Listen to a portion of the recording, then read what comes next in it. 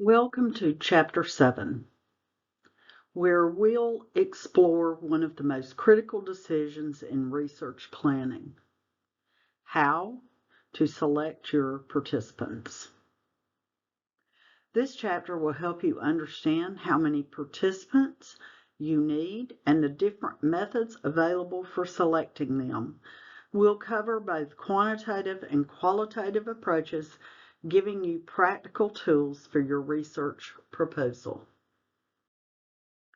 These are our key learning goals for today. Notice that we're not just learning definitions, we're focusing on practical application. You will leave this session knowing how to make informed decisions about your own research participants and how to defend those choices in your research proposal.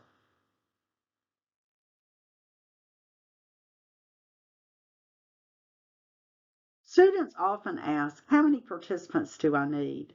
And the honest answer is, it depends. This isn't being evasive. Sample size truly depends on multiple factors.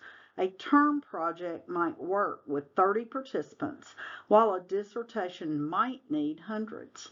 The key is understanding these variables and making informed decisions.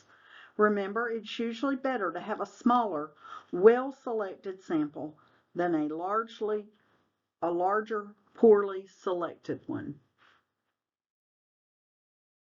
These are general guidelines, but not rigid rules. Well-designed experiments with important implications can be published with as few as 30 participants. Qualitative research emphasizes depth over breadth, so smaller numbers are expected. Surveys need much larger samples for statistical reliability. When your population is difficult to assess, like former inmates or people with rare conditions, reviewers understand that lower numbers may be necessary.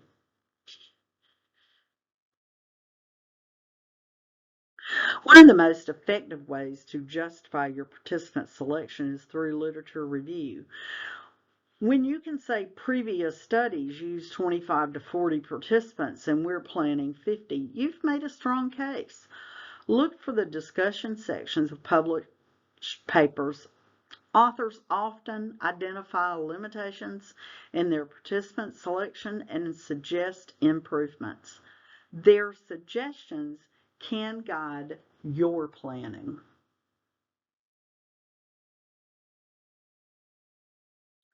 Random sampling is considered the gold standard because it eliminates researcher bias in selection.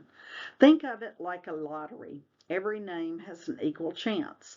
This is what allows us to generalize from our sample to the larger population. However, true random sampling is often difficult or impossible in practice, which is why we have alternative methods.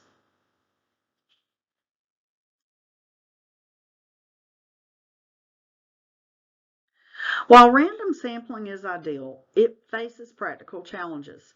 You cannot randomly sample homeless adults if you can't identify all homeless adults in your area. Even when you can identify your population, people refuse to participate, and those who refuse might be systematically different from those who do participate. This is why we often need alternative sampling strategies.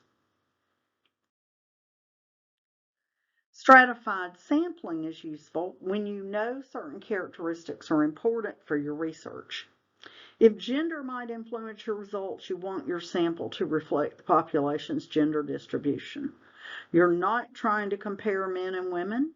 You're trying to get valid results that aren't skewed by gender imbalance. This method ensures representativeness on variables that you know matter. Let's be honest. Most student researchers use this convenient sample because of time and resource constraints. It isn't necessarily bad if you understand the limitations. Convenient samples are excellent for preliminary work, pilot testing, and proof of concept studies. The key is acknowledging the limitation and being cautious about generalizing your results.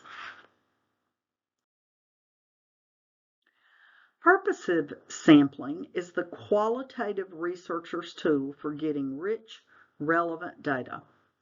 Unlike convenient sampling, purposive sampling is deliberate and systematic. You're not just taking whoever is available.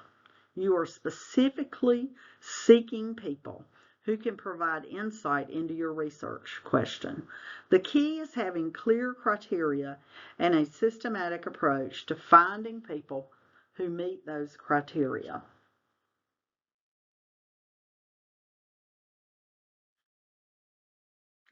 This is one of the most important principles in participant research. A carefully selected sample of 30 participants is usually better than a haphazard sample of 100. Quality sampling reduces bias, increases the likelihood that your results will generalize, and makes your research more credible. When you have limited time and resources, focus on doing sampling well rather than just getting large numbers. So here's your practical planning process. Start with the literature to understand what's been done and what's expected. Be realistic about your constraints. Student projects have different expectations than dissertation research. Choose the best sampling method you can implement well. Determine size based on your research type and what the literature shows. And always acknowledge limitations honestly. This shows sophistication, not weakness. Finally, plan for the reality that not everyone you contact will participate. Let's wrap up with the key takeaways. Remember that quality trumps quantity in sampling. Use the literature strategically to justify your choices. Understand that expectations vary by research types. What works for qualitative research may not work for surveys. Be honest about limitations rather than trying to hide them, and always plan for the reality that some people will not participate. These principles will help you make strong, defensible decisions about participant selection. As you work on your research proposal, use this framework to describe your participant selection. Be specific about who your target population is and why. Explain why you chose your particular sampling method. What makes it the best choice given your research question and constraints. Justify your sample size with reference to similar studies. Acknowledge limitations honestly. This demonstrates your methodological sophistication. And always support your decisions with citations to similar research.